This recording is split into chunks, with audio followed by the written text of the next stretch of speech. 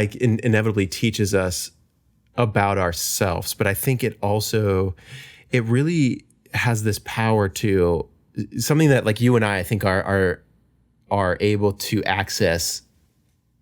It seems like with you, but definitely with me too, is like the beauty of this whole thing. Like, so at a funeral, someone has passed, and then suddenly it's like so fucking easy to remember, to forget all the bad about that person.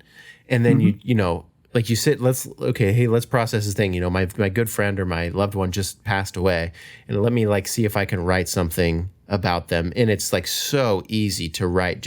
It's like, it's impossible to narrow down on one page. Like I'm going to talk at their funeral, and I couldn't possibly, I don't have the 24 hours in a day. I couldn't explain all the great things about this person. Like it's just infinite.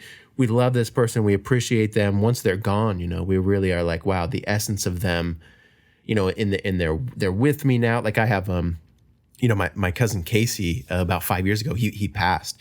And the few years before, like we had gotten immensely close. And, you know, the way that sometimes I operate, like sometimes, you know, like the whole sentence of like, man, he's always with you. He's always in your heart, you know? And I feel like with Casey, it's like one of the closest relationships that I've had where I've really been able to like, you know, in some instances, like kind of every day I'm able to like really just like, what does it feel like to have him right next to me? Like if I just like right now I'm doing this podcast, I'm talking with you, but like, oh man, I got my cousin who I love very much. He's right with me, you know, because like I'm able to just remember like what's good about him. Like if he was right next to me, he'd be so encouraging to me. If I started beating myself up or I started thinking that I'm inadequate, he'd be like, shut up, dude. Like, what do you like? No, you're awesome. Like whatever, you know, it's so easy to pinpoint those things. So it is kind of a beautiful thing to think about. Like if we could somehow, some way, it's of course not the real deal. The real deal is always the best of the best. But like if we could have some qualia of Blake in like, you know, like what if I can have a conversation? Like you're busy, I know you're at work, but I can like have this little digital, you know, avatar that has the true qualia of Blake. Like in qualia is like the definition of qualia is like the redness of red, like the essence of this thing, you know. And maybe it won't ever be the truest true, but I mean, how cool is that? If we had the quality of everyone, if we had in this moment, we could freaking talk to Einstein. We take all of his work, we take all of his conversations, we take everything we know about that history, that period in time, and how to extrapolate it and bring it into who we are now, and have conversations with Einstein. Like, what does that do for the advancement of consciousness and like just our experience of being human? I think that's so exciting. So exciting. Yeah. It would be beautiful to see us use AI to do things like that. That just allows us to feel a little more human. It's a scary place for a lot of people. I think a lot of people are like technophobes a little bit, which makes sense. You know, I mean, we're still, like I said, it's very, very early into this journey of technology, right? I imagine the first guys walking on land, people, the fish that hadn't gotten the feet yet that were flopping around were like, fucking feet, man, whatever. Those are stupid. I like rolling around. Yeah. Feet freak me out, dude. Yeah. Not a feet weird, guy. When you're a fish, you're just not a feet guy. Yeah, I'm not going to yuck your yum, but I'm not going to have feet.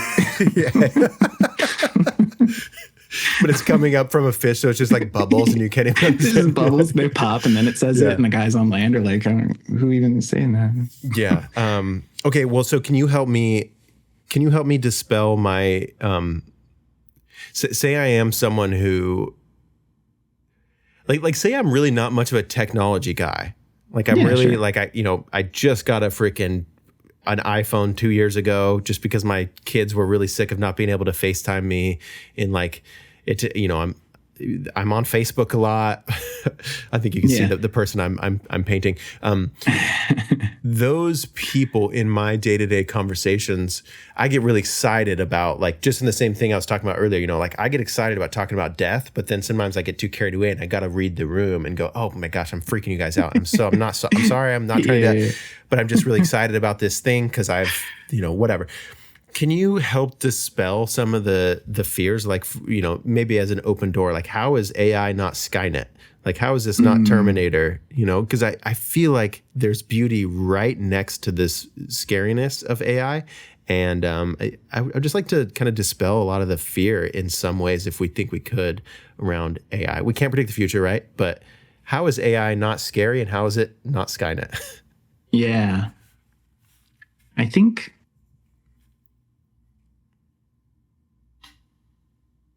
I wouldn't even say that it's not scary, actually. I think to your point, I think the question of like, is it scary or is it not scary, is missing the point of like, is AI so much different than me? Maybe like the phobia that we have. It's not necessarily like other people can be scary. It doesn't mean that I'm just not gonna, like, there are agoraphobes and like, you know, people who are like just scared of other people.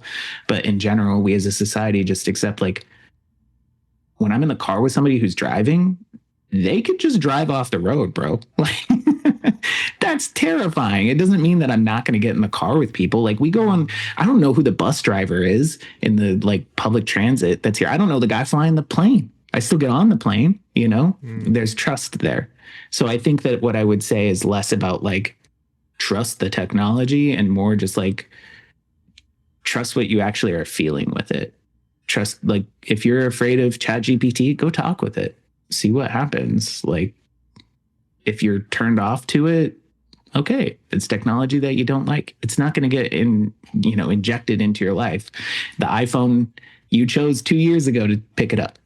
You know, like, that's beautiful. I'm glad that you're on that trip. If you want to get rid of your iPhone tomorrow, still love you. You don't want to use ChatGPT. You don't want to, do any of that stuff. You want to reject the things that get created from that. That's fine. Go watch, your old 80s Star Wars. But there are other people that are going to really enjoy watching that 3-hour Star Wars movie that was made by some kid in Japan at like 3 a.m. by a prompt. Like, there's different strokes for different folks. So give yourself an opportunity to check it out. But it's the Skynet, all that kind of stuff. That's a whole different thing. That's not what this technology is about. So I think it's more about just technology.